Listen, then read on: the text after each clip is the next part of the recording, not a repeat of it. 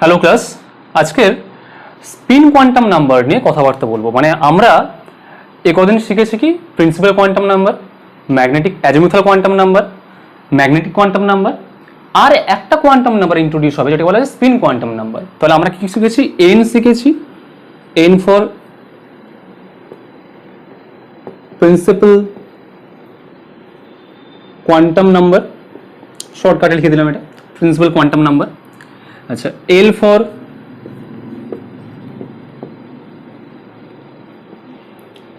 azimuthal quantum number, ml for magnetic quantum number। আজকের আমরা এই তিনটে বাদে আর একটা জিনিস শিখবো যেটাকে বলা হচ্ছে স্পিন কোয়ান্টাম নাম্বার, যেটাকে লেখা হয় ms দিয়ে। ms কি বলা হয়? Spin quantum number.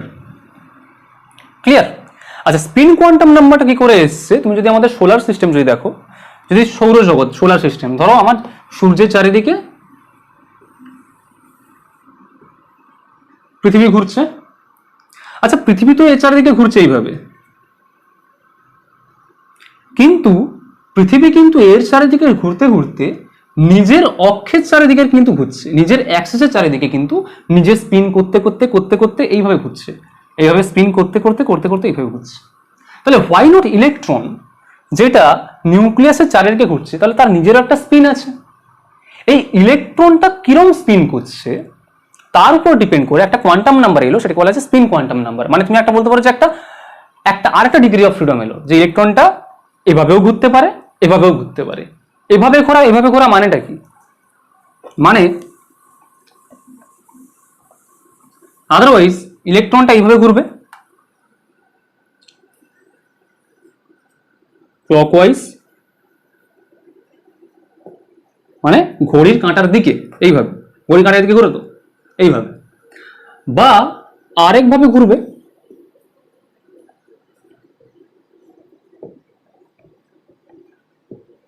Anti clockwise. তাহলে আইদার ক্লকওয়াইজ ঘুরতে পারে অথবা অ্যান্টি ক্লকওয়াইজ ঘুরতে পারে। ঠিক আছে? যদি ক্লকওয়াইজ ঘোরে তখন ইলেকট্রনের যে স্পিন কোয়ান্টাম নাম্বারটা তার মান হবে প্লাস হাফ। কত হবে? Plus half. যে কোনো ইলেকট্রন যদি সে ক্লকওয়াইজ ঘোরে তাহলে তার স্পিন কোয়ান্টাম নাম্বার মান হবে হচ্ছে প্লাস হাফ। আর যদি সে অ্যান্টি ক্লকওয়াইজ ঘোরে তাহলে স্পিন কোয়ান্টাম নাম্বারের ভ্যালু হবে মাইনাস হাফ। ক্লিয়ার হলো? যদি ইলেকট্রনটা যদি ক্লকওয়াইজ ঘোরে, এইভাবে যদি ইলেকট্রনটা ঘুরতে থাকে, মানে ধরো ইলেকট্রনটা, এই ইলেকট্রন সে নিজের অক্ষের চারিদিকে ঘুরছে, বেসিক্যালি নিজে থেকে স্পিন করছে। সে যদি এইভাবে ঘোরে, এই মানে ক্লকওয়াইজ ঘুরছে, ক্লকওয়াইজ ঘুরতে ঘুরতে ও কি করবে? এরকম নিউক্লিয়াসকে কেন্দ্র করে ঘুরতে থাকবে। আর যদি সে এইভাবে ঘোরে তাহলে এদিকে ঘুরবে, মানে কি অ্যান্টি ক্লকওয়াইজ ঘুরছে, ঘুরে নিউক্লিয়াসের চারিদিকে ও ঘুরতে আছে। যদি ক্লকওয়াইজ ঘোরে তাহলে কি হবে? তাহলে স্পিন কোয়ান্টাম নাম্বার তার মান, বা যেটাকে বলা হয় ঘূর্ণন কোয়ান্টাম সংখ্যা, কি বলা হয়? ঘূর্ণন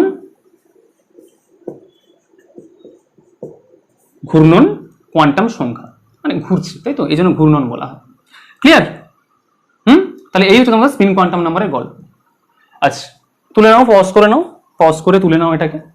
হ্যাঁ, আচ্ছা, এবার যে কাজটা করা হবে সেটা হচ্ছে যে আমাদের যে এই যে আমরা সেল, সাবসেল, অরবিটাল, এতগুলো কোয়ান্টাম নাম্বার, এবারে ইলেকট্রনগুলো কিভাবে নিউক্লিয়াসের চারিদিকে আছে, মানে এটা মুছে দিয়ে আমি পজ করে তুলে নাও। মানে একটা নিউক্লিয়াস,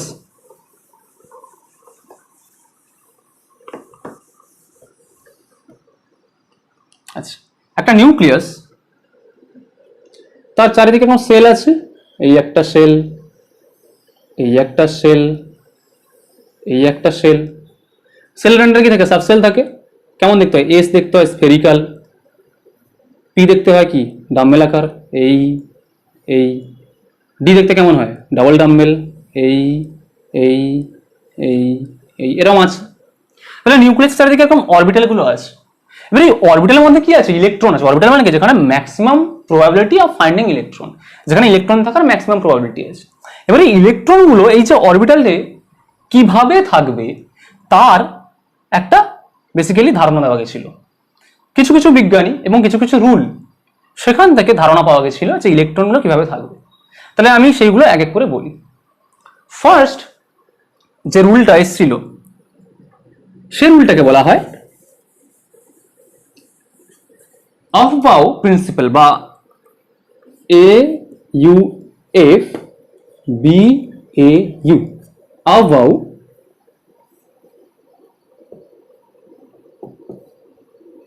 প্রিন্সিপাল। আফবাউ কোনো কিন্তু বিজ্ঞানীর নাম নয়, এর কথার অর্থ হচ্ছে কনস্ট্রাকশন, মানে কোনো কিছু গঠন করা বা কোনো কিছুকে তৈরি করা। ঠিক আছে, আফবাউ প্রিন্সিপাল কি বললো?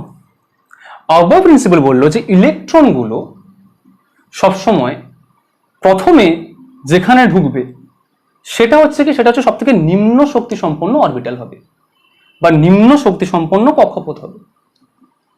তাহলে কি, electron enters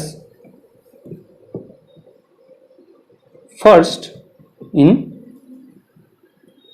low energy orbitals। Low energy, সব থেকে যে অরবিটালের এনার্জি কম হবে সেই অরবিটালে কি করবে, ইলেকট্রনটা ঢুকবে। তারপরে আরো ইলেকট্রন আছে, ধরো আমার 8টা ইলেকট্রন আছে, তাহলে প্রথম ইলেকট্রনটা কোথায় ঢুকলো, যে সব থেকে যার এনার্জি কম আছে যে অরবিটালে সেখানে ঢুকবে। তারপরে ইলেকট্রনটা কি করবে, সে তার থেকে যেটা বেশি ইলেকট্রন, যেটা বেশি এনার্জি আছে তাতে ঢুকবে। আচ্ছা, এর আগে একটা কথা বলে দিই, এক একটা অরবিটাল যেমন ধরো S P D, এই অরবিটালে কতগুলো এ থাকে, এস এর থাকে একটা লোব, মানে একটাই বেসিক্যালি স্ফেরিক্যাল। পি এর থাকে তিনটে, PX PY PZ। ডি এর থাকে কি 5টা, dx dy dxy dyz dzx dx square minus y square dz square. প্রতিটা যে তোমার অরবিটালের ভিতরে যে লোব তৈরি হচ্ছে, যে অরবিটাল তৈরি হচ্ছে, বেসিক্যালি প্রতিটা অরবিটালে ইলেকট্রন কতগুলো থাকে, বা এই যে অরবিটাল যে বেসিক্যালি যেগুলো মানে এনার্জি দেওয়ার ফলে কি এগুলো ভেঙে যাচ্ছে, ডি ভেঙে যাচ্ছে 5টায়, পি ভেঙে যাচ্ছে 3টে, এস তো স্ফেরিক্যাল একটা। তাহলে এগুলোতে প্রতিটাতে ইলেকট্রন থাকে 2টো করে। পিতে থাকে 3টে, 2টো করে ভর্তি করো। আচ্ছা, এগুলো আমি প্রথমে এইভাবে না দেখানোই ভালো, যাই হোক। আচ্ছা, মানে এসে 2টো থাকে, সবগুলো ঘরে 2টো 2টো করে, 2টো 2টো 2টো 2টো 2টো 2টো 2টো। তাহলে এস অরবিটালে ম্যাক্সিমাম কতগুলো ইলেকট্রন থাকতে পারে, 2টো। পি অরবিটালে ম্যাক্সিমাম 6টা। ডি অরবিটালে ম্যাক্সিমাম 2 3 4 5 10টা। তাহলে ডিতে থাকে 10টা, পিতে থাকে 6টা, এসে থাকে 2টো। এফ তেমন, এফ এর কত, 7টা ঘর, এরকম 7টা থাকবে। আচ্ছা, এই যে ঘরগুলো যেগুলো করা হয়েছে এগুলো কি ইকুয়াল এনার্জি, এগুলো সবগুলো এনার্জি একই, এর এনার্জি এর এনার্জি এনার্জি এর এনার্জি এনার্জি, 5টা কিন্তু ইকুয়াল এনার্জি, সবার এনার্জি কিন্তু একই। পি এর ক্ষেত্রে এই যে 3টে এনার্জি কিন্তু একই, মানে পি আর এস এর মধ্যে এনার্জি ডিফারেন্স আছে, বাট পি এর যেই 3টে যে হয়েছে PX PY PZ এদের এনার্জি কিন্তু একই। ডি এর যে 5টা DXY DYZ DZX DX square minus y square DZ square, এদের কিন্তু আবার এনার্জি কিন্তু একই রকম, সবগুলো এনার্জি কিন্তু সেম। ঠিক আছে, তাহলে প্রতিটা লোবে এরকম 2টো করে ইলেকট্রন তোমার ঢুকতে পারবে। ঠিক আছে, আচ্ছা, এবার কি বলা হয়েছিল যে ইলেকট্রন ঢুকবে কোথায়, প্রথমে ঢুকবে যার হচ্ছে লোয়ার এনার্জি অরবিটাল, যার লোয়ার এনার্জি সেখানে ইলেকট্রন অরবিটালস বলে দিই, অরবিটালস। ঠিক আছে, আচ্ছা, এবার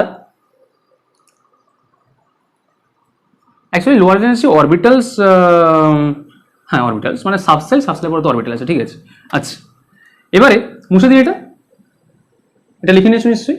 ঠিক আছে, এবারে আমি বলছি যে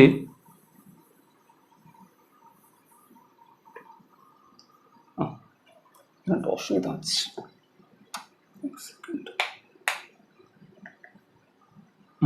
আচ্ছা, এবার আমি যেটা বলছি যে যে নিউক্লিয়াসের চারিদিকে কি কি আছে। প্রথমে আছে 1 নম্বর সেল, যেটাকে বলা হয় n ইকুয়াল টু 1। তারপর আছে 2 নম্বর সেল, যেটাকে বলা হয় n ইকুয়াল টু 2। তারপর আছে 3 নম্বর সেল, যেটাকে বলা হয় n ইকুয়াল টু 3। ক্লিয়ার? 1 নম্বর সেলে কতগুলো উপকক্ষ আছে? এর ক্ষেত্রে n ইকুয়াল টু 1 মানে n ইকুয়াল টু 0, মানে এর একটাই উপকক্ষ আছে, যেটা কি n ইকুয়াল টু 0 মানে s, তাই তো। n ইকুয়াল টু 2 মানে কতগুলো উপকক্ষ আছে? l এর মান 0 হতে হবে আর l এর মান 1 হতে হবে। n2 মানে l0 1, 0 এর জন্য হচ্ছে s, মানে একটা s অরবিটাল আছে। আর 1 এর জন্য কি বলা হয়? 1 মানে কি p, p কতগুলো অরবিটাল আছে? 3টে, আর একটা s অরবিটাল, তাই তো। আচ্ছা, এই অরবিটালগুলোর নাম কি করে দেবো? দেখো, একে n ইকুয়াল টু যখন 1, তখন আমি তার প্রথমে লিখবো কি n লিখবো, n এর পরে তারপর লিখবো আমি l। আমি যদি বলি যে এই অরবিটালটার n ইকুয়াল টু 1, সেইখানে যে তোমার সাবসেলটা আছে, সেই যে সাবসেলটাকে তুমি কিভাবে ডিনোট করবে? তাহলে প্রথমে n এর মান আমি লিখলাম, মানে nl হিসাবে ডিনোট করা হয় প্রথমে nl। তাহলে 1 এর ক্ষেত্রে যখন l ইকুয়াল টু 0, n যখন 1, l যখন 0, তখন কি লিখবো ওটাকে? l0 মানে কি s, তাহলে 1s। n যখন 2, তখন l এর মান একটা হতে পারে 0, একটা হতে পারে 1। তাহলে কি এটা হচ্ছে s, এটা হচ্ছে p, তাহলে কটা আছে? 2s 2p। এর 1s এ কি একটা অরবিটাল, এর 2s এ একটা অরবিটাল, এর 2p তে 3টে, p মানে 3টে। n যখন 3, l তখন 0, l তখন 1, l তখন 2। 0 মানে s, 1 মানে p, 2 মানে d। তাহলে এই সেটটাকে কি লিখবো আমি? 3s। আবার এই সেটটাকে কি লিখবো আমি? 3p। এই সেটটাকে কি লিখবো আমি? 3d। এরকম করে n এর মান যখন 4 হবে, 4s 4p, 4 মানে কি l ইকুয়াল টু 0 1 2 3 চলে আসছে, তখন 3 মানে f চলে আসবে, তখন হচ্ছে f চলে আসবে। তাহলে কি হবে? 4s 4p 4d 4f। 5 হলে 5s 5p 5d 5f 5g, টা এখন বেসিক্যালি করা হয় না, ঠিক আছে? তাহলে মোটামুটি এরকম হবে। তাহলে এই জিনিসটা বোঝা গেল কি করে 1s হয়, কি করে 2s হয়, কি করে 3s হয়, বোঝা গেল। আচ্ছা, এগুলো কি? এগুলো হচ্ছে তোমার অরবিটালের নামগুলো দেওয়া হয়, 1s 2s 3s অরবিটালের নাম লেখা হয়ে গেছে। পজ করে তুললাম, আমি মুছে দিই। আচ্ছা,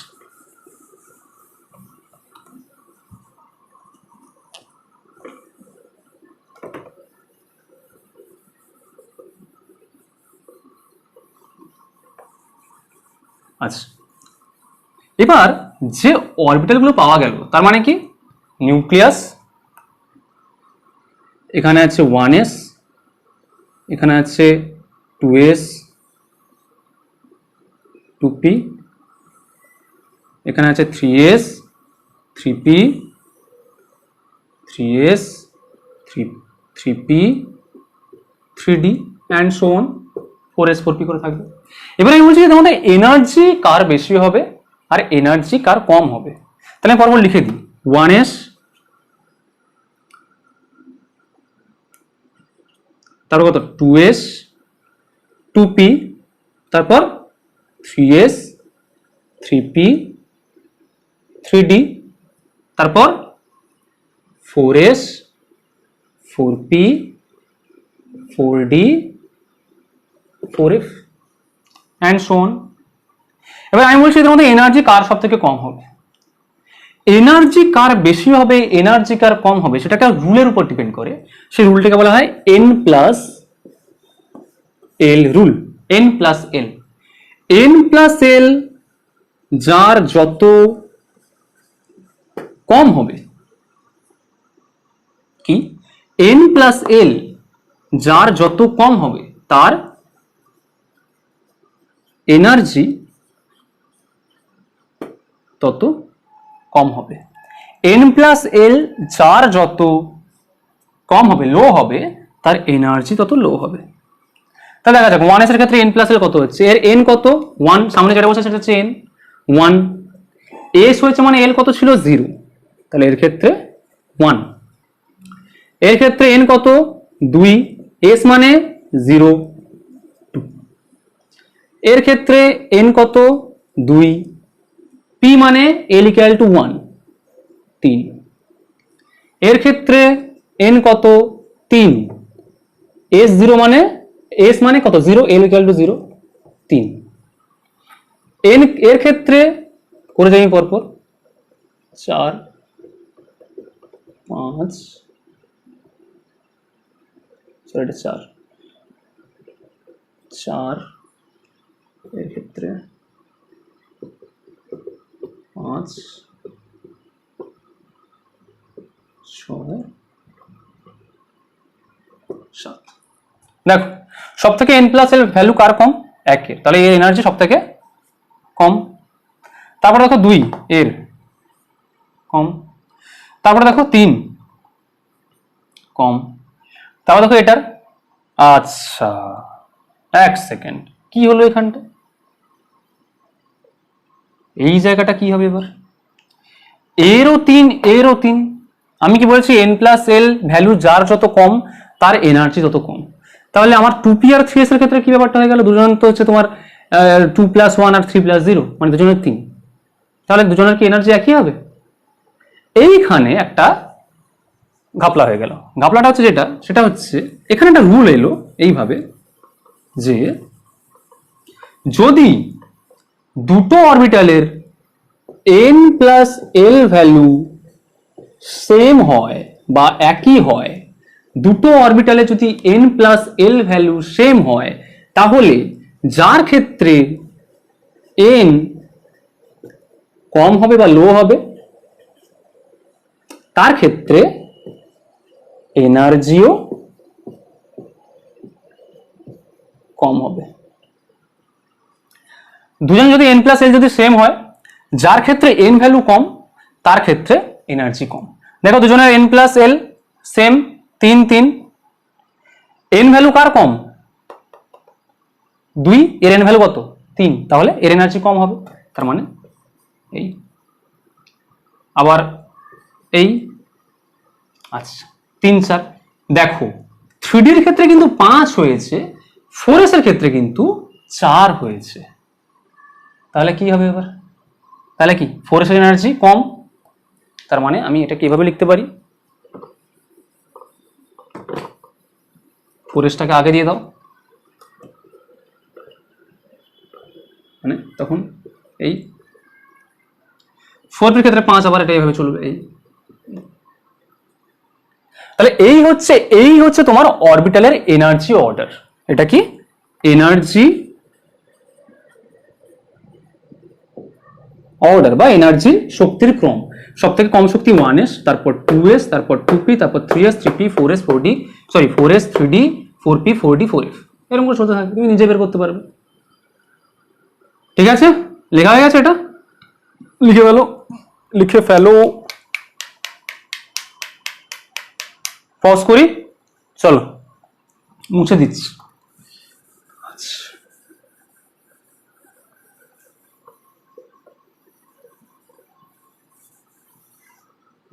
এটা লেখা থাক, তোমার যদি অসুবিধা হয় তো দেখো।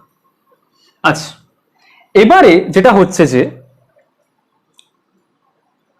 তাহলে আমি সবসময় কি করে মনে রাখবো এটাকে 1s মুখস্থ, 1s 2s 2p 3s 3p 4s 4p, না এটা একটা রুল আছে, রুল মানে একটা ছবি টাইপের আছে, একটু দেখে নাও সুবিধা হবে। দেখো প্রথমে 1 এর জন্য কি n ইকুয়াল টু 1 এর জন্য 1s, n ইকুয়াল টু 2 এর জন্য 2s 2p, n equal to 3 এর জন্য 3s 3p 3d, n equal to 4 এর জন্য 4s 4p 4d 4a, 5 করে যাবে। কিরম করবো? এটা অন্য খালি দেখতে ভালো লাগবে আর কি।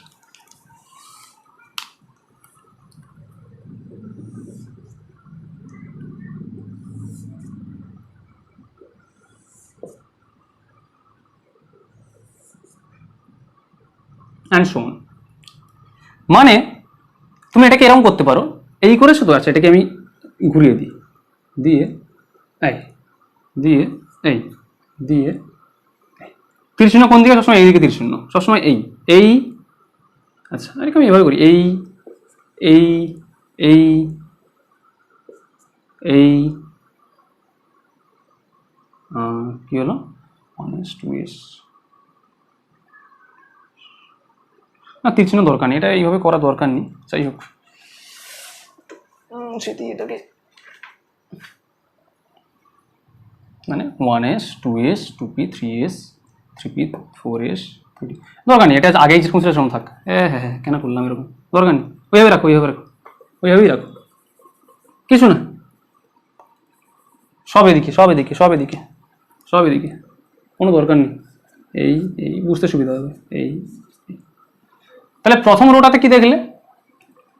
1s, তারপর 2s, তারপর 2p 3s, তারপর 3p 4s, তারপর 3d 4p, এখানে যদি 5 থাকতো তাহলে 5s হতো। ঠিক আছে, তারপর এইভাবে চলতে আছে। ঠিক আছে, তাহলে এইভাবে চলবে।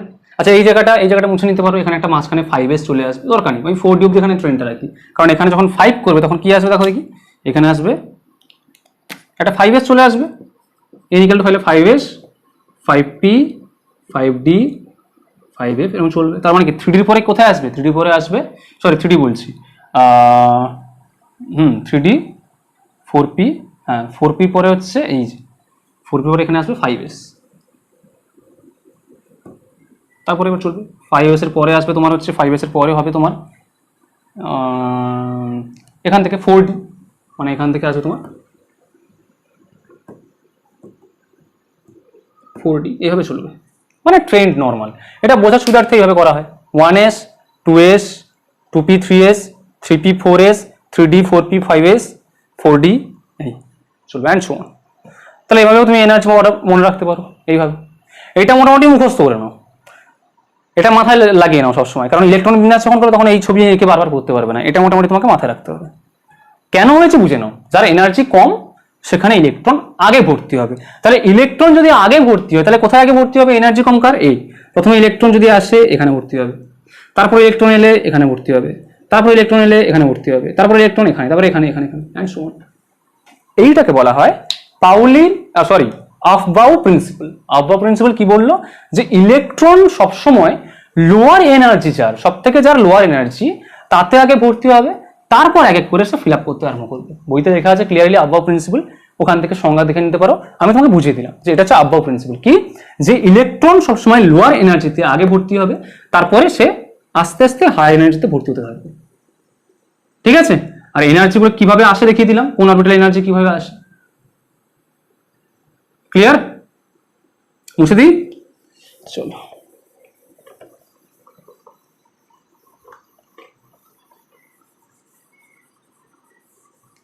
এটা তোলা হয়ে গেছে? ঠিক আছে, আচ্ছা তাহলে আফবাউ প্রিন্সিপাল হচ্ছে এরও কিছু ব্যতিক্রম আছে, ব্যতিক্রমগুলো এখন শিখে লাভ নেই। যখন ওই অ্যাক্টিনাইটস ল্যান্থানাইটস অ্যাক্টিনাইটসের ক্ষেত্রে কিছু ব্যতিক্রম আছে, ওগুলো এখন শিখে মোটামুটি লাভ নেই।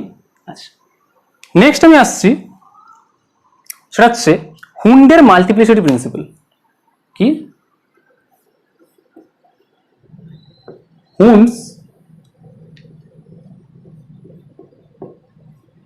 Multiplicity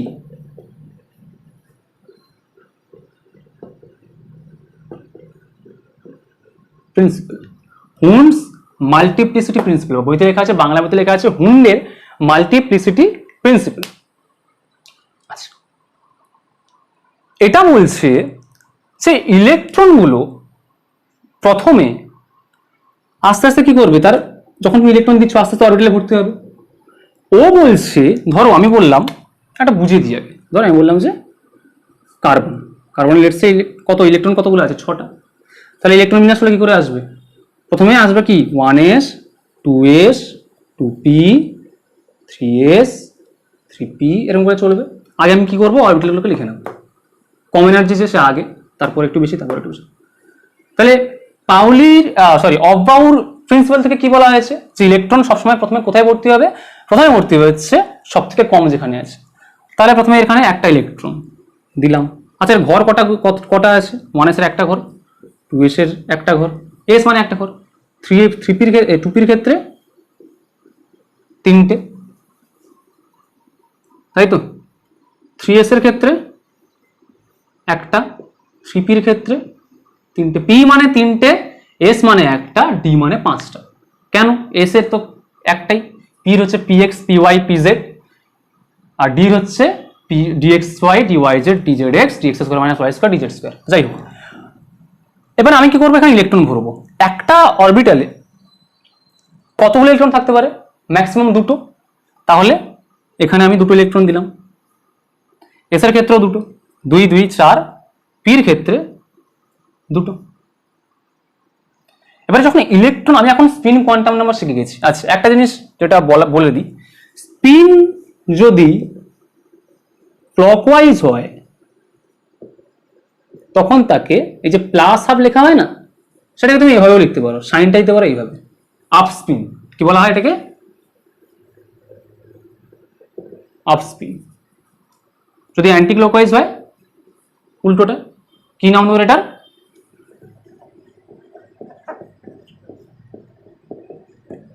down spin. এটা যদি আপ স্পিন হয় এটা ডাউন স্পিন। তাহলে ইলেকট্রনগুলো এরকম এইভাবে ঘুরতে পারে, এভাবে ঘুরতে পারে, একটা আপ স্পিন একটা ডাউন স্পিন। এটা হচ্ছে কি মাইনাস হাফ, তাই তো? তাহলে আমাকে এখানে সংখ্যা রকম ভাবে লিখলে হবে না, আমাকে এখানে ইলেকট্রনের যে স্পিন সেটা দেখিয়ে লিখতে হবে। তাহলে কিভাবে লিখবো? এই 2 গুলো আমি মুছে দিলাম। তাহলে প্রথমে 6টার মধ্যে প্রথমে এসে বলছি 2টো ভর্তি হবে। কিরকম ভর্তি হবে? একটা আপ স্পিন আর একটা ডাউন স্পিন। কেন আপ ডাউন হলো? তার কারণটা, দুটো যদি আপ স্পিন হয়, দুটো যদি একই দিকে ঘুরে, তাহলে এদের মধ্যে কি হবে জানো তো? এদের মধ্যে রিপালশন হবে। কি রিপালশন? কুলম্বিক রিপালশন। দুটো যদি প্লাস হাফ চার্জ যদি ঘুরতে থাকে একই সময়, যদি একই দিকে যদি ঘুরতে থাকে, তাহলে কি হবে? একটা রিপালশন হবে, বিকর্ষণ হবে এদের মধ্যে। এই জন্য এরা কি করে, ইলেকট্রন সবসময় আনপেয়ার মানে পেয়ার থাকার চেষ্টা করে, কিন্তু কি অপোজিট স্পিন, অলওয়েজ অপোজিট স্পিনে ওরা থাকে।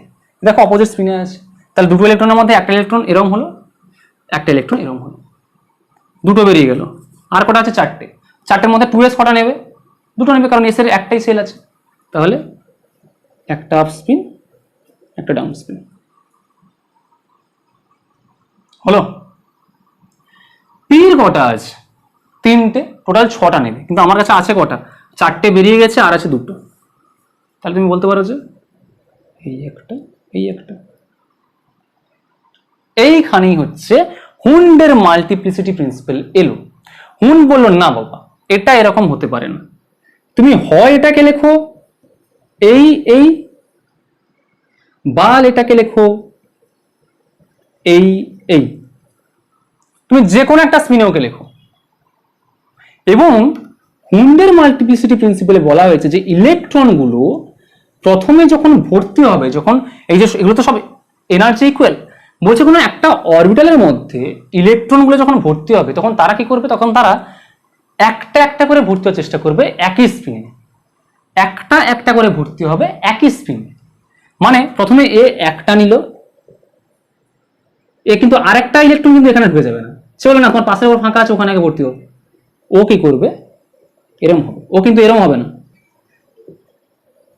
ও হবে এরকম একই স্পিনে। ক্লিয়ার? একটা একটা করে একই স্পিনে ভর্তি হবে। তাহলে এটাকে কি বলা হচ্ছে? এটাকে বলা হচ্ছে হুন্ডের মাল্টিপ্লিসিটি প্রিন্সিপাল, বা হুন্ডের ওই বাংলায় লেখা আছে, এটা লেখা আছে বাংলায়, দাঁড়াও 1 সেকেন্ড বলছি আমি, আসলে বাংলাটা আমার ঠিক আইডিয়া নেই বাংলা সম্পর্কে অতটা ভালোভাবে। আচ্ছা এটাকে বলছে, হ্যাঁ এটাকে বলা হচ্ছে হুন্ডের বলা আছে মাল্টিপ্লিসিটি প্রিন্সিপাল।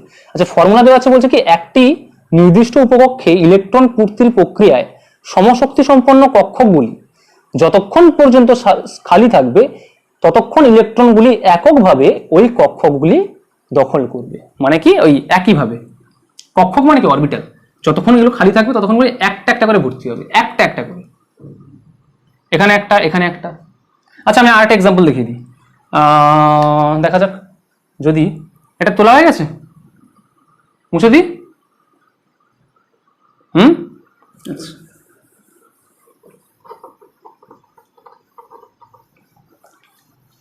আচ্ছা ধরো একটু বড় দেখে কিছু একটা নিই, বড় দেখে কি নেওয়া যায়, কোনো একটা এলিমেন্ট বলো একটু বড় দেখে সাইজ,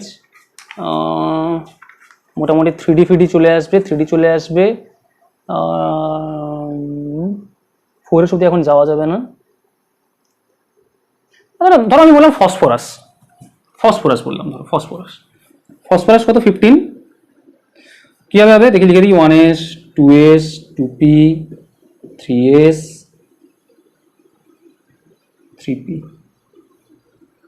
ঠিক আছে 15টা আছে। এ কতগুলো নেবে, দুটো, তার মানে উপরে 2 লিখবো, হলো। এ কতগুলো নেবে, দুটো। পি কতগুলো নেয়, 6টা, দেখো 6 2 8 2 10, আরো 5টা, তাহলে এস দুটো, 5টা মানে 6 2 8 2 10 2 12, তাহলে আরো কত, 3টে হবে, বাকিটা ওখানে ভর্তি হয়ে যাবে। টোটাল দেখো 15টা হয়েছে, 2 2 4 10 2 12 3 15। কিভাবে দেখতে লাগবে এটাকে, প্রথমে এখানে একটা এলো, আর জায়গা নেই, এসে একটাই আছে তাই এখানে চলে গেল। একের ক্ষেত্রে 2s এর ক্ষেত্রে এই, 2pর ক্ষেত্রে 3টে ঘর।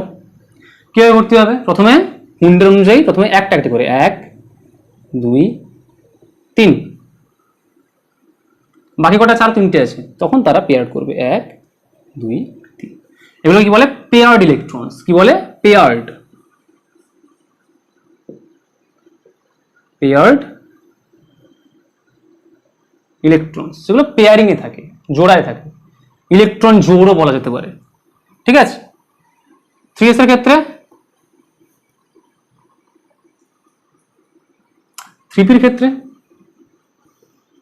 এইখানে মজা, কি মজা, 3টে আছে মানে প্রথমে একটা দুটো 3টে, নাকি তুমি এরকম করতে পারো, এটা কিন্তু ভুল।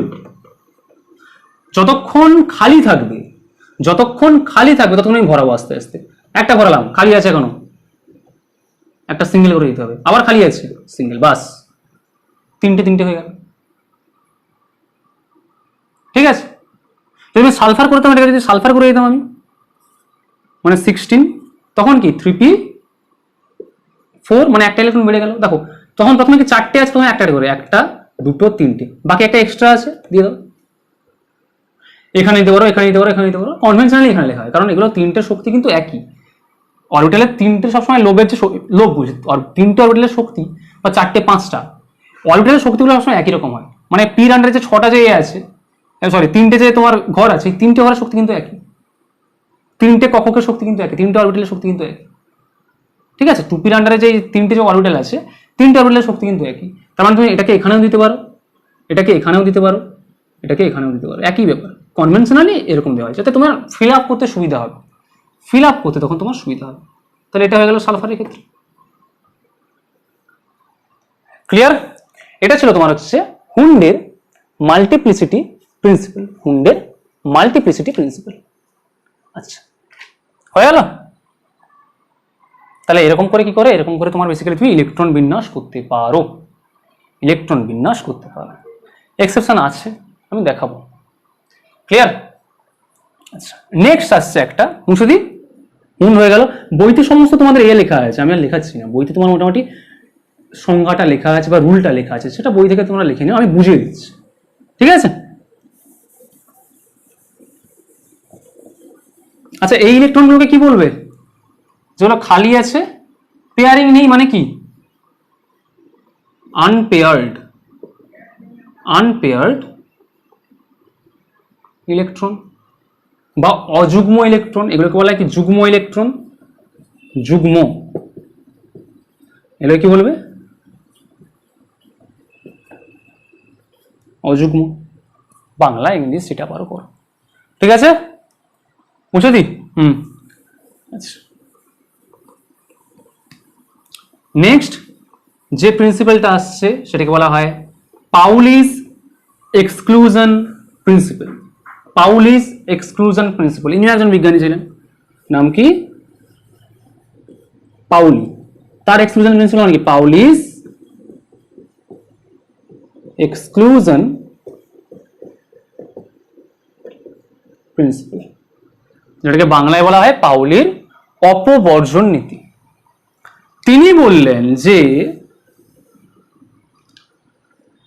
একটা অ্যাটমের যে কোনো দুটো ইলেকট্রনের চারটে কোয়ান্টাম সংখ্যা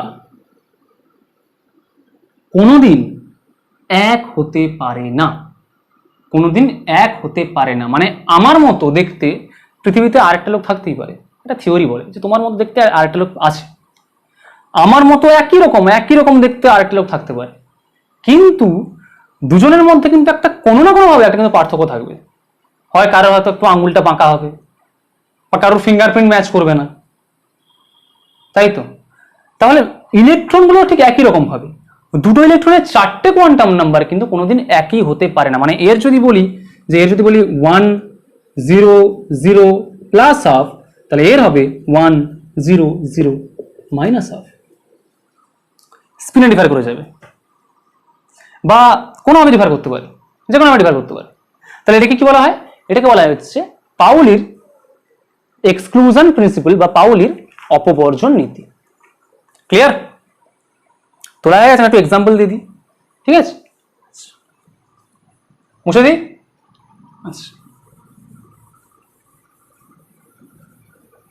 পাউলির এক্সক্লুশন প্রিন্সিপাল বা পাউলির অপবর্জন নীতি। যারা লিখতে পারছো না একটু পজ করে লিখে নাও, হ্যাঁ একটু পজ করে, কিছু নেই এতে, জিনিসটা বুঝে নাও। তাহলে কি মানে এটাকে আমি লিখে দিচ্ছি, 2 ইলেকট্রনস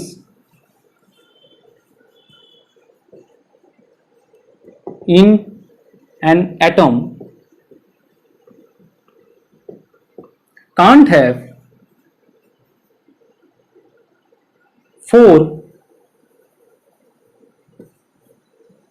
same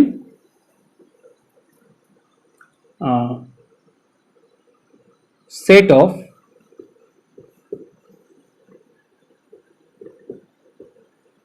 quantum নাম্বারস। কোনো অ্যাটমের মধ্যে দুটো ইলেকট্রনের চারটে কোয়ান্টাম নাম্বার কোনোদিন একই হতে পারে না। ক্লিয়ার? এটা তুলে নাও, ঠিক আছে? মুছে দিই। আচ্ছা, এবার ধরো আমি কোনো একটা অ্যাটমের কথা কনসিডার করছি, যে অ্যাটমের ক্ষেত্রে প্রিন্সিপাল কোয়ান্টাম নাম্বার n, আমি এনটাকে এখানে লিখলাম n, l ml আর ms, বুঝে নাও। যখন k কক্ষপথ, অর্থাৎ যখন n ইকুয়াল টু 1, তখন l ইকুয়াল টু কি 0, তাই তো? ml ইকুয়াল টু 0, k যখন 1, n equal to 0, ms equal to 0, ঠিক আছে? কিন্তু এই যে k ইকুয়াল টু 1 যেটা, আচ্ছা s এটা 0 মানে কি, এটা s অরবিটাল, s অরবিটালে কটা ইলেকট্রন থাকতে পারে? দুটো ইলেকট্রন থাকতে পারে। তাহলে প্রথম ইলেকট্রনের ক্ষেত্রে স্পিন যদি প্লাস হাফ হয়, সেকেন্ড ইলেকট্রনের ক্ষেত্রে সেট কিরকম হবে? 1 0 0 মাইনাস হাফ। এসে দুটো ইলেকট্রন থাকতে পারে, দেখিয়েছি এসে দুটো ইলেকট্রন থাকতে পারে, দুটো ইলেকট্রনের মধ্যে সেই দুটো ইলেকট্রনের সেট দিয়ে দিলাম, এই একটা সেট আর এই একটা সেট। তাহলে দেখো সবকিছু একই, জাস্ট এই জায়গাতে ডিফার করে গেল। তার মানে কি চারটে কোয়ান্টাম সংখ্যা কিন্তু একই হচ্ছে না। দিস ইজ পাউলির এক্সক্লুশন প্রিন্সিপাল। আচ্ছা আমি যদি কে এর জায়গায় যদি এল করি, মানে n ইকুয়াল টু 2 করি, দেখি কি হয়। মুছে দিই, তুলে নাও, এটা ছটাবার তুলে নাও। আচ্ছা, ধরো আমি করলাম এল, এল মানে n equal to 2, এল মানে n equal to 2, তাহলে n equal যদি 2 হয় তাহলে এল কি কি হতে পারে, একটা হতে পারে 0, একটা হতে পারে 1, তাই তো। 0 মানে এস, এমএল কত হবে 0, এল 0 মানে এমএল 0। আচ্ছা এস মানে কতগুলো ইলেকট্রন থাকবে, দুটো ইলেকট্রন, তাহলে একটার হবে প্লাস হাফ, আর একটা কি হবে 2 0 0, একটার হবে মাইনাস হাফ। এটা কি এল ইকুয়াল টু 0 এর জন্য। দুটো সেট পাওয়া গেল, দুটো ইলেকট্রনের, এসে যে দুখানা ইলেকট্রন আছে সে দুটো ইলেকট্রনের ফিঙ্গারপ্রিন্ট পাওয়া গেল। ফিঙ্গারপ্রিন্ট বেসিক্যালি বলছি কারণ কি এটা দিয়েই তুমি ডিটারমাইন করতে পারবে যে হ্যাঁ একটা ইলেকট্রন আপ স্পিনে আছে, একটা ইলেকট্রন ডাউন স্পিনে আছে, এটা আপ স্পিন এটা ডাউন স্পিন। যখন এল এর মান যখন 1 তখন কি পি অরবিটাল, কটা ইলেকট্রন থাকে, 6টা ইলেকট্রন। কিভাবে সেটা করবে শর্টকাটে দেখিয়ে দিই। তাহলে এমএল এর মান কত হবে -1, আচ্ছা জ্বলে না কেন, কি হলো এর,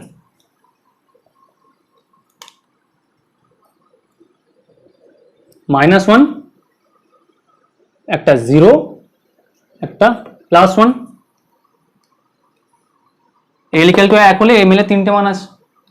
আচ্ছা -1 যখন হবে তখন যে ঘরটা আছে টোটাল কটা, কত হলো টোটাল হচ্ছে 6টা ইলেকট্রন থাকবে, তাই তো। টোটাল হচ্ছে আমার 6টা ইলেকট্রন থাকবে।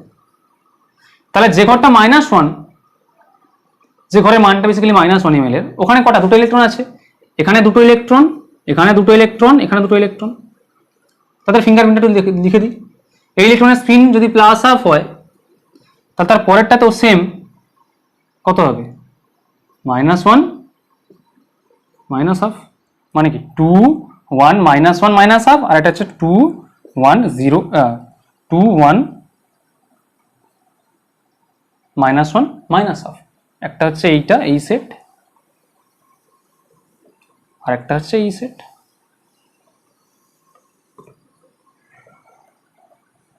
আর এই 2 1 -1 প্লাস হাফ, একটা হচ্ছে 2 1 -1 মাইনাস হাফ।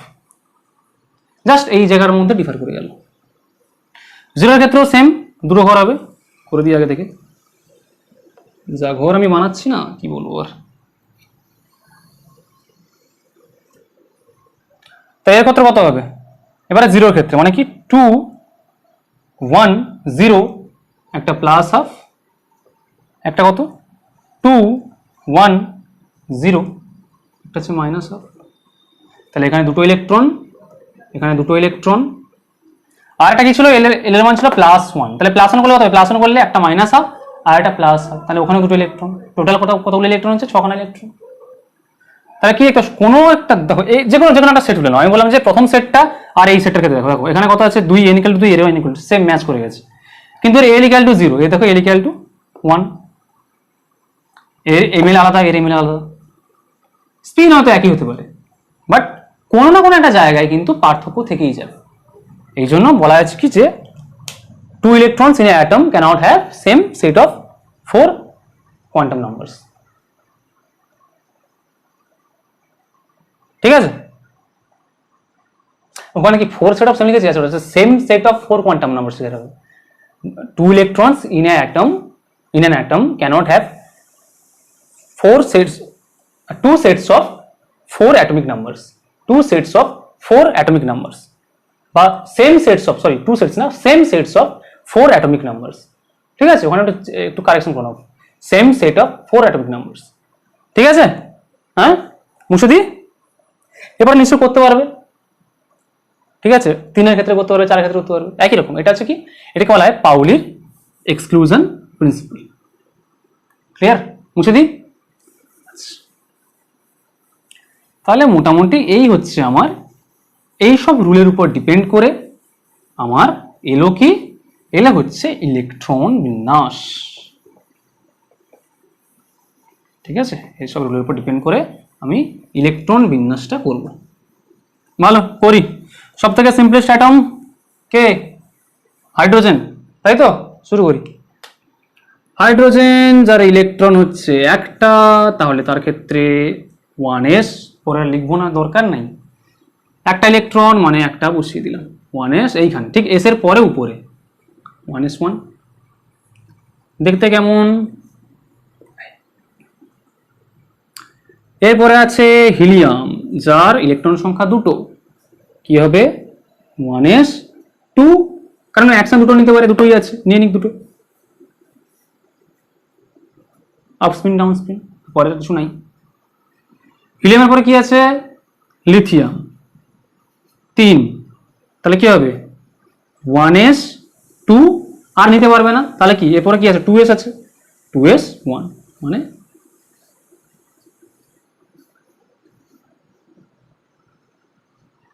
আচ্ছা ওটা এগিয়ে যাই। ধরো আমি বললাম যে ফ্লুরিন 9, কি হবে? 1s2, 2s2, ম্যাক্সিমাম দুটো করে নিতে পারে, মানে 4টে হয়ে গেল। 2p, বাকি কটা আছে? 5টা। 2p5, কারণ p 6টা নিতে পারে, তাহলে 5টা আছে। এগুলো কেমন দেখতে হবে? এই এই এই এই, আর 2pর ক্ষেত্রে 3টে। তাহলে কি প্রথমে একটা করে ভর্তি হবে? কার অনুযায়ী? কার অনুযায়ী? হুন্সের রুল অনুযায়ী প্রথমে একটা করে ভর্তি হবে, যখন খালি আছে একটা, এখনো খালি আছে দুটো, এখনো খালি আছে 3টে। এবার কি হবে? পেয়ারড অফ, দেখো 1 2 3 4 5 হলো, দেখতে হবে এরকম, ঠিক আছে? ধরুন বললাম সোডিয়াম 11, কি হবে? 1s2, 2s2, 2p কত হবে? 2 2 4, আরো এ কটা নিতে? 6টা নিতে পারে, 6টা বসিয়ে দিয়ে দেখি আমি। 10, 2pর পরে 3s, 3s1, তাহলে এর ক্ষেত্রে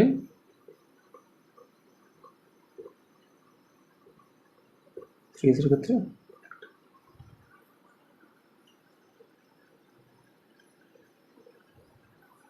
ক্লিয়ার? এগুলো ভালো করে বুঝে নাও, এটা কিন্তু ফান্ডামেন্টাল 11, মানে 11 না, কেমিস্ট্রির ফান্ডামেন্টাল এটা। এটা কিন্তু বেসিক্যালি এবার সব জায়গায় কাজে লাগবে। আমি যে বন্ডিং ক্লাসটা করাতে করাতে যে মাঝখানে রেখে দিয়েছি, তার কারণটা হচ্ছে ওখানে যখন ভিভিটি আমি পড়াবো, তখন ভিভিটি পড়ানোর সময় কিন্তু এইসব জিনিসপত্র লাগবে, না হলে ভিভিটি আমি এগোতে পারবো না। তবে ভিভিটি ওইখানে জন্য বন্ধ করে দিয়েছিলাম, নেক্সট ক্লাস থেকে আমি ভিভিটি পড়াতে আরম্ভ করবো, এটা আজকে শেষ করে দেবো। হয়ে গেল? আর বলো, ক্যালসিয়াম করবো নাকি? কত? 20, বলো। 1s2, 2s2, 2p ম্যাক্সিমাম 6টা, তারপরে কি আছে? 3s দুটো, তাহলে 6 2 10, 6 2 8, 2 10, 2 12, 12 6 18, তাই তো?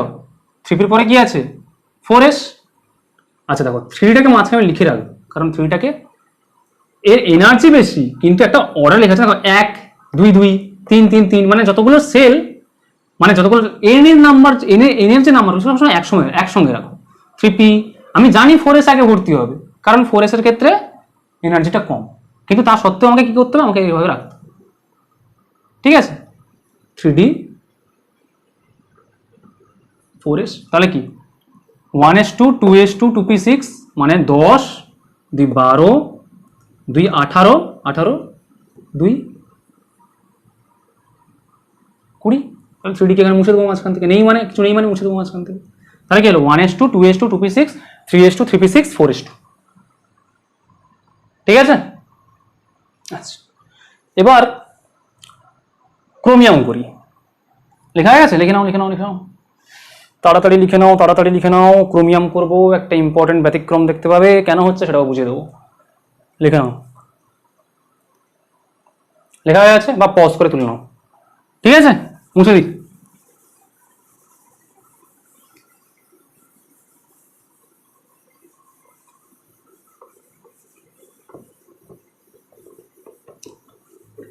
আচ্ছা, আরে কি হয়, লাইটে প্রেসার পড়ছে, যাই হোক। এবার আসছে আমার ক্রোমিয়াম। ক্রোমিয়াম হচ্ছে 24, ক্রোমিয়াম 24। আচ্ছা, ক্রোমিয়ামের ক্ষেত্রে কি রকম হবে? একই রকম করো, কিছুই লেখা হচ্ছে না কেন? 1s2, 2s2, 2p6, 10 হয়ে গেল, 3s2, 3p6, 18 হয়ে গেল, তাই তো? 6 2 8 2 10, 2 12, 6 18। এবার কি কি আছে? 3d আছে, 4s আছে। আগে কোথায় ঢুকবে? 4s। তাহলে 1s2, 2s2, 2p6, 3s2, 3p6, 18, 18 2 কত? 20, আর এখানে 4। আগে 4s এ ঢুকবে, তারপরে 3d তে ঢুকবে, কারণ 4s এর এনার্জি কম, তাহলে আগে 4s এ তারপরে 3d তে। ঠিক আছে। এটা এইখানে একটা গড়বড় চলে এলো, বলছে যে না, এই স্ট্রাকচারটা কিন্তু ঠিক নেই, দিস ইজ এন এক্সেপশন। এরকম পাবে, আমি 30 অব্দি করাবো আজকে, এরকম পাবে এক্সেপশন। আর একটা আছে, কেন এরকম হলো না? বলছে তুমি এই দুটোকে চিন্তা করো কিভাবে আছে। 3D এর ক্ষেত্রে কতগুলো? 5টা ঘর, তাই তো? 1 2 3 4 5। তাহলে আর 4s এর ক্ষেত্রে দুটো ঘর, মানে একটা ঘর, তাহলে 1 2, এখানে একটা একটা করে 3 4, 4টে এখানটা, একদম তোমার হুনসের মাল্টিপ্লিসিটি প্রিন্সিপাল মেনেই হয়েছে। 4s এ দুটো ভর্তি হয়েছে, আবার 3D তে একটা একটা করে ভর্তি হয়েছে। 3D আগে লিখেছে মানে কিন্তু আগে ঢুকবে না, বারবার বলছি 3D অববাও প্রিন্সিপাল অনুযায়ী 3D কিন্তু এনার্জি কিন্তু বেশি, ও কিন্তু 4s এর পরে আছে। কিন্তু আমি যখন ইলেকট্রনিক কনফিগারেশন যখন লিখবো, তখন আমি 3D কে মানে এই 3 বা 4 এগুলো সব একসঙ্গে রাখার চেষ্টা করবো, এই জন্য 3D কে আমি আগে লিখেছি। ঠিক আছে? আচ্ছা, এইখানে বলছে এই স্ট্রাকচারটা না হয়ে যদি এটা হতো 3D 5 4s1, তখন বলছে যে মানে একটা ইলেকট্রন জাম্প করে যদি এখানে চলে আসে, অর্থাৎ 1 2 3 4 5, মানে হবে এই এই এই। বলছে যদি এরম যদি হয়, তাহলে স্ট্রাকচারটা ঠিক। কেন? এখানে একটা কনসেপ্ট হচ্ছে, কনসেপ্টটা হচ্ছে সবসময় দেখবে যে half field orbital are more stable than partially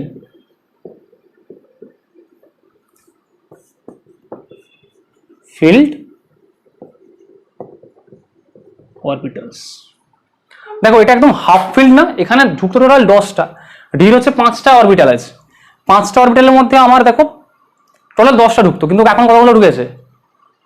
5টা ঢুকেছে, মানে কি হাফ ফিল্ড, অর্ধেকটা, অর্ধেক পূর্ণ হাফ ফিল্ড। তাই হাফ ফিল্ড হওয়ার জন্য কি বলছে, এটা হচ্ছে মোর স্টেবল। আর এটার ক্ষেত্রে দেখো এটা হচ্ছে পার্সিয়ালি ফিল্ড, মানে আরো একটা কিন্তু এখানে যেত, তাহলে এটা যদি পার্সিয়ালি ফিল্ড হয়, এটা বলছে লেস স্টেবল, মানে এটা হচ্ছে এর এনার্জি, সরি এটা হচ্ছে স্টেবিলিটি এর বেশি হবে, আর এর স্টেবিলিটি কম হবে। ঠিক আছে? এর স্টেবিলিটি বেশি হবে, এর স্টেবিলিটি কম হবে।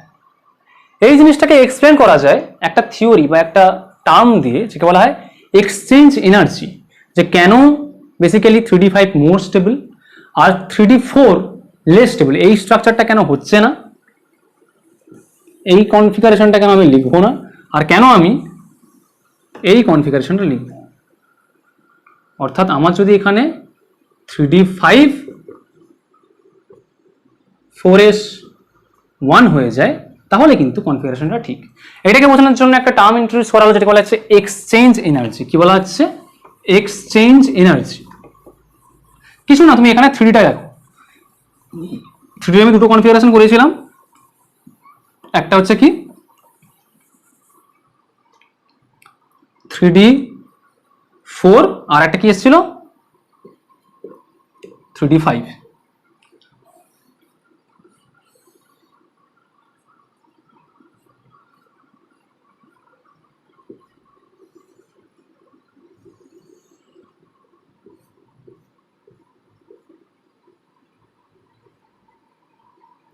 তাহলে এর ক্ষেত্রে কেমন ছিল দেখতে?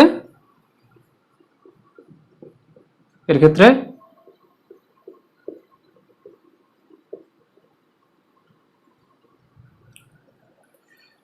বলছে যে ইলেকট্রনগুলো এগুলো সবার কি, এগুলো সবার এনার্জি একই, dx y dy z dx square minus y square dz square dx square minus d ওই যে পাঁচটা যেগুলো ছিল, তাহলে সমস্ত অরবিটালের এনার্জি সমান, ওর এনার্জি সমান।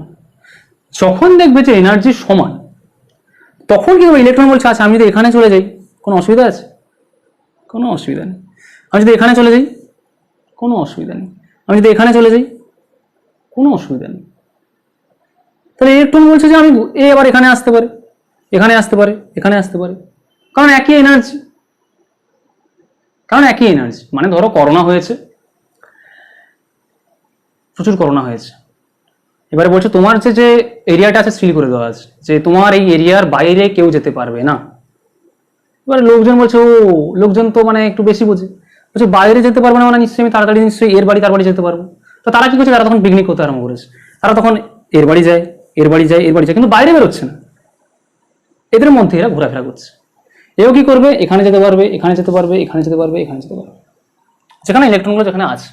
তাহলে এর ক্ষেত্রে 3d4 এর ক্ষেত্রে কতগুলো এক্সচেঞ্জ সম্ভব দেখো দেখি। আচ্ছা, এই যে ইলেকট্রনগুলো যে স্থান পরিবর্তন করে, এর জন্য কিন্তু একটা এনার্জি রিলিজ হয়। আমি এটা লিখে দিই আগে, 3d4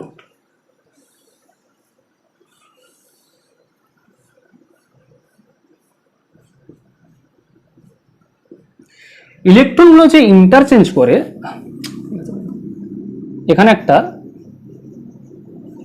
এনার্জি বেরিয়ে যায়, এনার্জি রিলিজ হয়, ইলেকট্রনগুলো যে ইন্টারচেঞ্জ করছে এইভাবে এনার্জি বেরিয়ে যায়।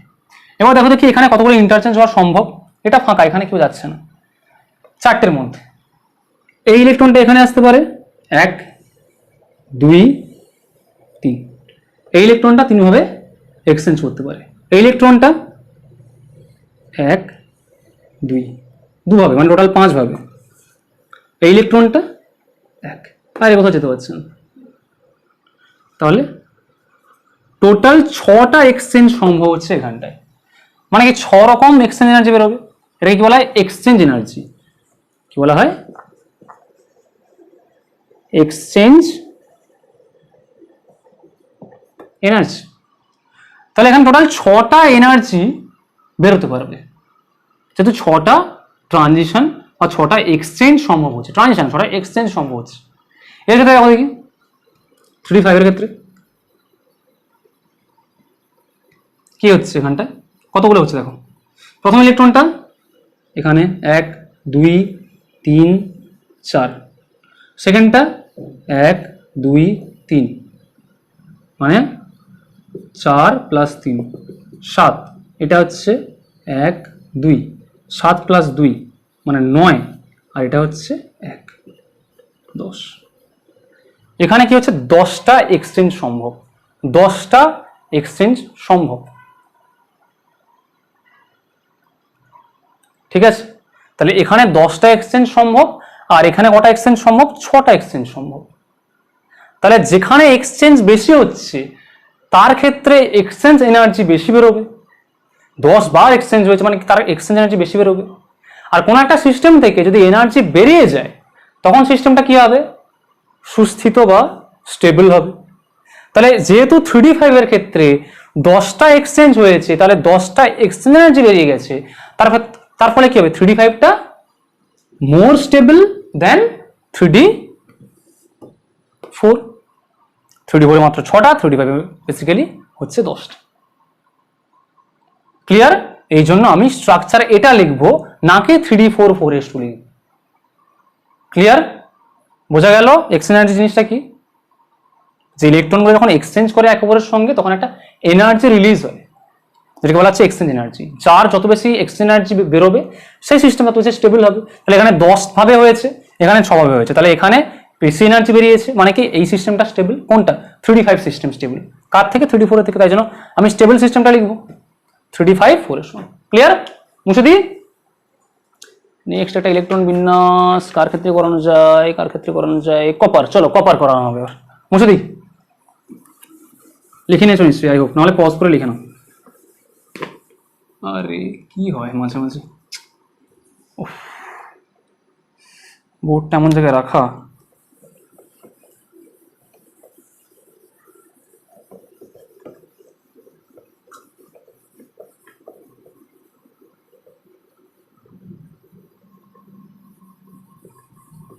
ক্লিয়ার?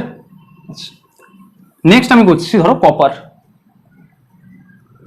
কপার হচ্ছে কত? 29। কপার কত? 29। ভর্তি করো। 1s 2 2s 2 3s, sorry 2s এর পরে 2p 2p 6 3s 2 3p 6, তারপর 3d, তারপর 4s। তাহলে আগে 4s এ ভর্তি হবে, 4s 2, তাহলে কত হচ্ছে দেখো কি, 10 10 20, তাহলে 3d কত হবে 9, কারণ 29 করতে গেলে 9। এখানেও সেম গল্প, কি 39 এর স্টার, দেখো 39টা কেমন আছে, 39টাকে দেখতে কেমন হবে,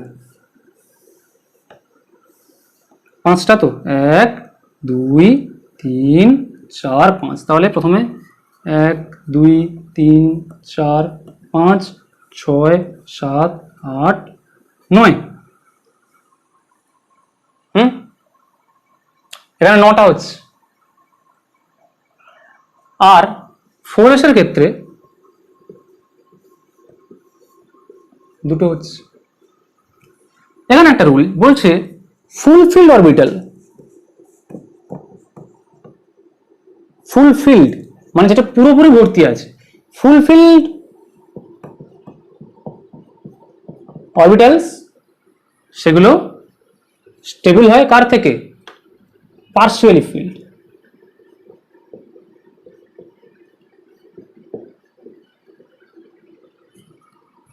পার্সিয়ালি ফিল্ড, ফুলফিল্ড স্টেবল হয় কার সাথে, পার্সিয়ালি ফিল্ডে থাকে।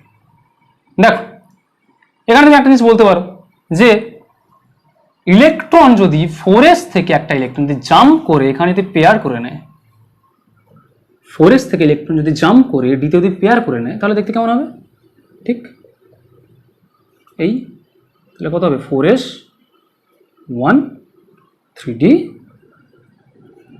10। দেখো এটা দেখো ফুলফিল্ড হয়ে গেছে, 3dটা হচ্ছে ফুলফিল্ড হয়ে গেছে। দেখো এখানে একটা যদি হাফ ফিল্ড হয়, আবার এখানে একটা হাফ ফিল্ডও কিন্তু হয়ে গেছে, একটা তো ফুলফিল্ড হয়ে গেছে আর একটা কিন্তু হাফ ফিল্ডও হয়ে গেছে। বলছি হাফ ফিল্ড খুব বেশি শক্তিশালী হয়, হাফ ফিল্ড স্টেবল হয়, আর ফুলফিল্ডও স্টেবল, এখানে একটা ফুলফিল্ড আছে একটা হাফ ফিল্ডও আছে, তাহলে এটা স্টেবল হবে, মানে 3d 10 4s 1টা স্টেবল হবে। মানে স্ট্রাকচারটা কিভাবে লিখবো, ইলেকট্রন বিন্যাসের কনফিগারেশনে কিভাবে লিখবো, 3d 10 4s 1, আমি ফুলফিল করার চেষ্টা করলাম। অর্থাৎ যদি কোনো একটা সিস্টেমে সবসময় যদি এরকম দেখো, এটা লেখা আছে তো, fulfil orbital is greater than partially orbital, কি স্টেবল, এটা হচ্ছে স্টেবিলিটি, স্টেবিলিটি, ঠিক আছে, stability of fulfil orbital is higher than partially filled orbitals. Clear? মানে মোটামুটি তুমি এটা মাথায় রাখো যে, মুছে দিই, যে খুব ডিস্টার্ব হচ্ছে আজকে এই লাইটটা, যে যদি এরম হয় কোন একটা সিস্টেম যদি দেখো যে 3d 4 4s 2 আছে, সব সময় এটাকে বানিয়ে নেবে কি 3d 5 4s 1, বা কোনো সিস্টেম যদি দেখো যে 3d 9 4s 2 আছে, মানে কি যদি একটাই আমি অনলি একটা ইলেকট্রনকে ট্রান্সফার করবো, বেশি না, 2-3টে ইলেকট্রন করে দেবে না আবার, যে ও বাবা তোমার সেরকম কিছু করলে কিন্তু অসুবিধা হবে। সবসময় একটা কার কাছ থেকে, পাশেরটার কাছ থেকে, অন্য কোনো দূর জায়গা থেকে নিয়ে আসবে না, পাশেরটার কাছ থেকে। তাহলে এটা কি করবে 3d 10 4s 1, মানে যদি 3d 9 4s 2 থাকে, করে দেবো ওটাকে 3d 10 4s 1, ঠিক আছে? তাহলে এই মোটামুটি ছিল তোমাদের ইলেকট্রনিক কনফিগারেশন। একটা অ্যাটমের ইলেকট্রনিক কনফিগারেশন কি করে লিখবে, কি করে বানাবে, এই মোটামুটি ছিল তার ঘটনা। হয়ে গেছে? বইতে আছে চার্ট করা, তোমরা নিজেরা করবে, বই দেখে করবে না। তোমরা বাড়িতে যারা হোম টাস্ক করবে কি 1 থেকে 30 অব্দি যতগুলো অ্যাটম আছে সবার কি করবে, সবার হচ্ছে ইলেকট্রনিক কনফিগারেশন করবে। ঠিক আছে? কনফিগারেশন করে একটা হোমওয়ার্ক থাকলো, নিজেরা প্র্যাকটিস করো। বেসিক্যালি বেশি, বাট 30 অব্দি তোমাদের লাগে বেসিক্যালি, এখন আর অত বেশি লাগে না। ঠিক আছে? কারণ হচ্ছে এফ আর মানে 4F যখন ইন্ট্রোডিউস হয়ে যায় তখন কিন্তু এইসব রুল কিন্তু আর মানতে চায় না, তখন অনেক কিছু চলে আসে, তখন আলাদা এক্সট্রা কিছু জিনিসপত্র সেগুলো তোমাদের সিলেবাসে নেই। তো তোমরা মোটামুটি এইগুলোই করো, 30 অব্দি করো, এনাফ। ক্লিয়ার? মুছে দিই। আচ্ছা, এবার তোমাকে যদি কেউ কোয়েশ্চেন দেয়, স্যার আপনি একটা কাজ করুন, আপনি তো অনেক কথা বলছেন তখন থেকে, লাইটটা আমার আজকে সব নষ্ট করে দিচ্ছে, তাহলে আমি যদি আপনাকে দিই যে আপনি করুন সোডিয়াম প্লাসের ইলেকট্রন বিন্যাস। ও আমি তাহলে সোডিয়াম প্লাস মানে কি, সোডিয়াম প্লাস মানে আচ্ছা তাহলে একটা ইলেকট্রন তো বেরিয়ে গেছে, ছিল তোমার হচ্ছে 11টা ইলেকট্রন, একটা বেরিয়ে গেছে মানে 10টা ইলেকট্রন। আচ্ছা 10টা ইলেকট্রন করে দিচ্ছি, 1s2 2s2 2p6 হয়ে গেল। এইভাবে চিন্তা ভাবনা করাটা মানে কিন্তু ভুল, এইভাবে চিন্তা ভাবনা করলেই ব্যাপারটা কিন্তু ভুল হয়ে যায়। তোমাকে যদি বলে কোনো আয়নের ইলেকট্রন বিন্যাস করো, তাহলে আয়নটার যে অ্যাটম ছিল সেটার ইলেকট্রন বিন্যাস তুমি আগে করো, নাহলে অনেক জায়গায় ভুল হতে পারে। তুমি প্রথমে কি করো, তুমি আয়নটার যে অ্যাটম ছিল, অর্থাৎ প্রথমে সোডিয়াম করো। সোডিয়াম কি হয়, 11, 1s2 2s2 2p6 3s1।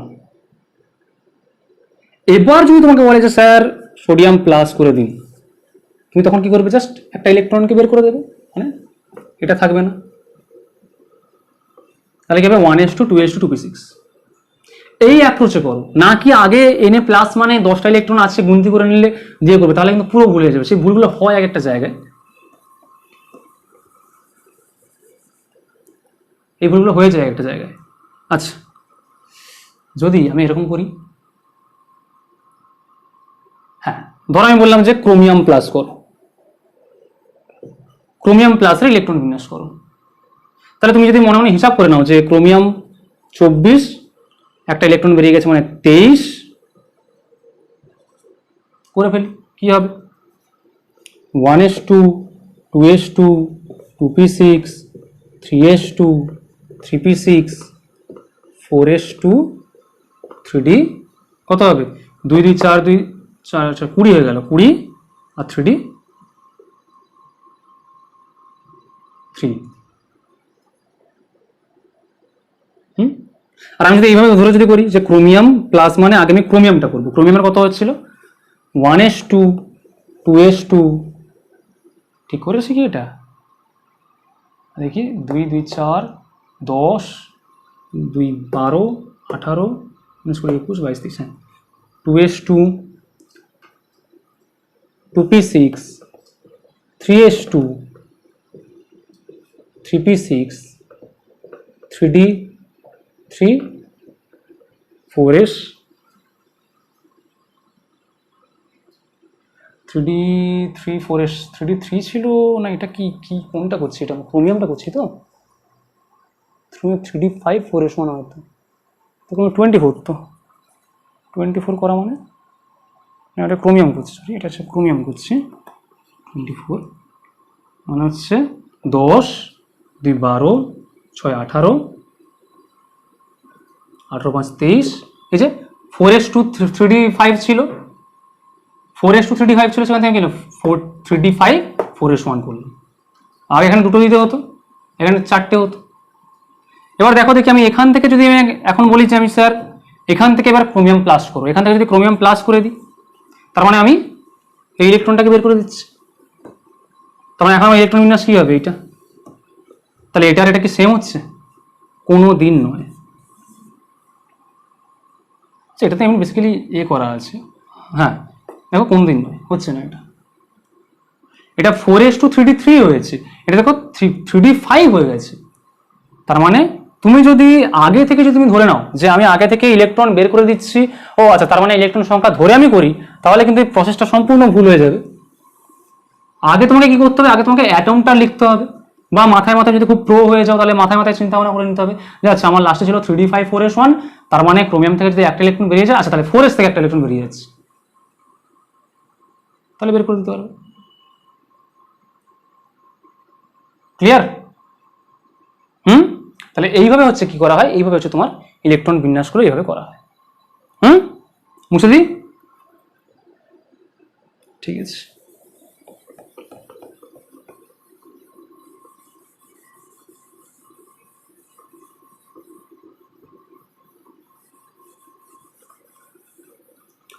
আচ্ছা,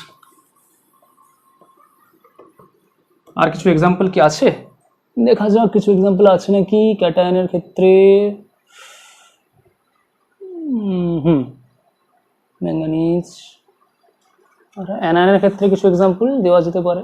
অ্যানায়নের ক্ষেত্রে যেমন তুমি যদি দাও যে নর্মাল কিছু না, ধরো অক্সিজেন 2-, আমি বললাম যে অক্সিজেন 2- ইলেকট্রন বিন্যাস করো, কি করে হবে? অক্সিজেন 8, না তুমি বলে যে না 2- মানে আমি 10 ধরে নেবো একসাথে, হয় কোনো কোনো সময় মিলে যায় কিন্তু প্রসেসটা কিন্তু ওটা না।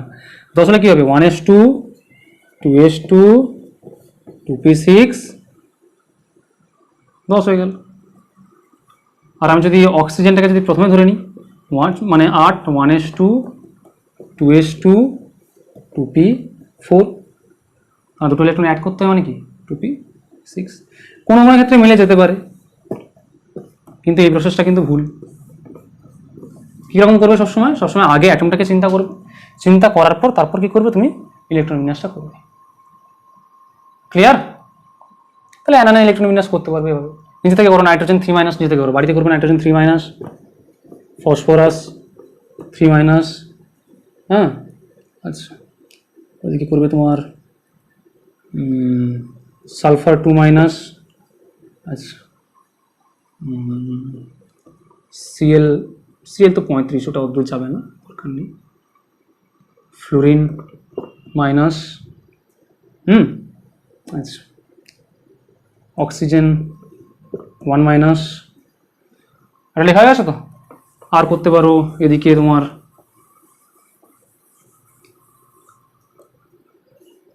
ক্রোমিয়াম 3+, ম্যাগনেসিয়াম 2+, অ্যালুমিনিয়াম 3+, নিজে থেকে বানাবে, ঠিক আছে। আচ্ছা লিথিয়াম 2+, এগুলো মোটামুটি নিজে থেকে হোমওয়ার্ক হিসেবে লিখে রাখো, নিজে থেকে বাড়িতে করবে। আগে করবে কি 1 থেকে 30 অবধি সমস্ত ইলেকট্রন বিন্যাস করবে, তার ইলেকট্রনিক কনফিগারেশন করবে, তারপরে কি করবে এইসব আয়নসগুলো বের করবে, ঠিক আছে। তাহলে চলো আজকের ক্লাস থাকে এই অবধি, মানে এটা তোমাদের আমি অ্যাটমিক স্ট্রাকচার পুরো শেষ করে দিলাম। যে হোমওয়ার্কটা তোমাদের থাকবে বাড়িতে, যেগুলো দিলাম এগুলো তো তোমরা প্র্যাকটিস করবে, এগুলো আজকের পড়া। আর নিটের যে বইটা আছে, নিটের বইতে অ্যাটমিক স্ট্রাকচার পুরো শেষ করে দিয়েছি, মানে যত রকম প্রবলেম আছে সব প্রবলেম সলভ করো। কিছু অসুবিধা হলে আমাকে কোয়েশ্চেন পাঠাও, হ্যাঁ, আমি আমার মেল আইডি দিয়ে দেবো, যারা নতুন যারা দেখছে তাদের মেল আইডি দিয়ে দেবো। আর যারা বেসিক্যালি আমার যারা ছাত্র আছো টিউশনে, তারা নিজেরা কোয়েশ্চেন সলভ করো। কোয়েশ্চেন সলভ করে কোনো অসুবিধা হলে আমাকে হোয়াটসঅ্যাপ গ্রুপে পাঠাও। নেক্সট দিন যেটা আমি করবো, যেটা একটু প্রিপারেশন নেবে তোমরা, নেক্সট দিন বলতে এখন 7 দিন আমি লেকচার বন্ধ রাখছি, নেক্সট দিন বলতে 7 দিন পর এটা তো তোমরা করবে। আর যারা আমি যেটা বন্ডিং পড়িয়েছিলাম, বন্ডিং প্লেলিস্টটা একবার রিক্যাপচুলেট করো, কারণ বন্ডিং আমি অর্ধেকটা পড়িয়েছিলাম। এবার কি করবো, আমি বন্ডিং এর বাকিটা মানে ভিভিটি থেকে আরম্ভ করবো, ভিএসসি থিওরি এগুলো করাবো। তাহলে বন্ডিংটা একবার হালকা চোখ বুলিয়ে নাও, আর যারা নতুন ভিডিও দেখছো তারা বন্ডিংটা পুরো পড়ে নাও, এখন এই সময়ের মধ্যে বন্ডিংটা পুরো পড়ে নাও। নেক্সট দিন আমি বন্ডিং এর ভিভিটি আমি শুরু করব, ঠিক আছে। তাহলে আজকের অ্যাটমিক স্ট্রাকচার শেষ হলো, ঠিক আছে। চলো টাটা, তাহলে নেক্সট দিন ভিভিটি হবে, চলো।